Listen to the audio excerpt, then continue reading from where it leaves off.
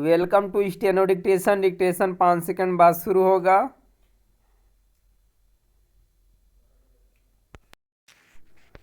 Start.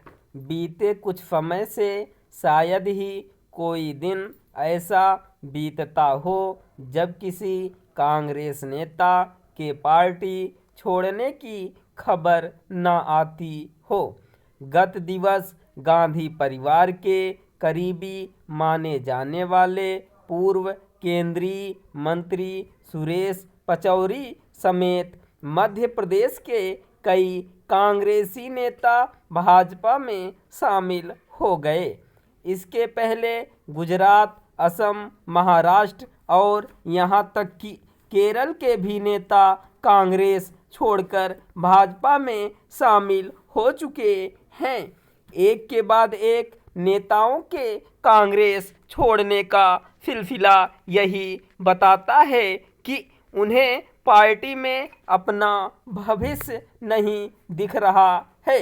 यह स्थिति एक ऐसे समय कांग्रेस की दयनीय दशा को बयान करती है जब आम चुनावों की घोषणा होने ही वाली है। कांग्रेस में भगदड़ की सी जो स्थिति है वह चुनावी हवा बनाने के साथ यह भी रेखांकित करती है कि पार्टी नेतृत्व अपने नेताओं को प्रेरित नहीं कर पा रहा है।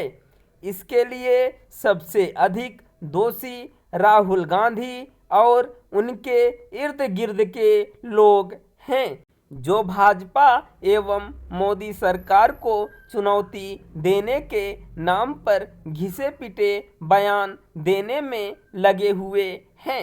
राहुल गांधी के पास जातीय जनगणना को जरूरी बताने मोदी सरकार की ओर से अदानी अंबानी के लिए काम करने और युवाओं एवं गरीबों की अनदेखी करने के आरोप लगाने के अलावा और कुछ कहने को नहीं है।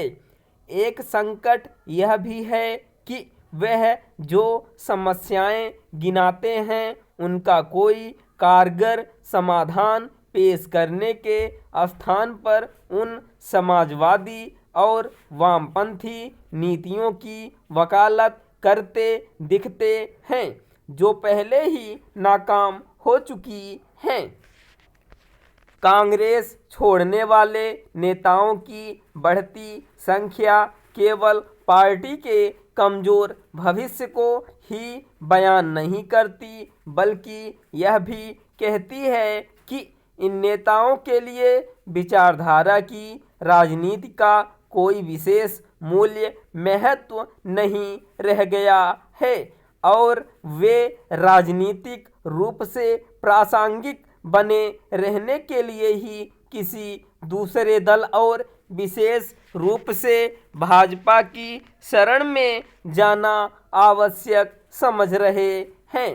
राजनीतिक महत्वाकांक्षा के चलते कांग्रेस छोड़कर अपने पाले में आ रहे नेताओं से भाजपा को सावधान रहना होगा, क्योंकि वे तनिक प्रतिकूल परिस्थितियां देखते ही उसका साथ छोड़ भी सकते हैं। ठीक वैसे ही जैसे उत्तर प्रदेश के पिछले विधानसभा चुनाव के पहले स्वामी प्रसाद मौर्य और 2 अन्य मंत्रियों ने भाजपा छोड़कर उसके खिलाफ माहौल बनाने का काम किया था। कांग्रेस से भाजपा में आ रहे नेता उसके अपने नेताओं को उपेक्षित करने का काम भी कर सकते हैं। ऐसे नेता दावा कुछ भी करें, वे आम चुनावों में भाजपा का प्रत्याशी बनकर चुनाव जीतने या फिर राज्यसभा अथवा विधानसभा परिषद सदस्य बनने की चाह में ही कांग्रेस छोड़ रहे हैं।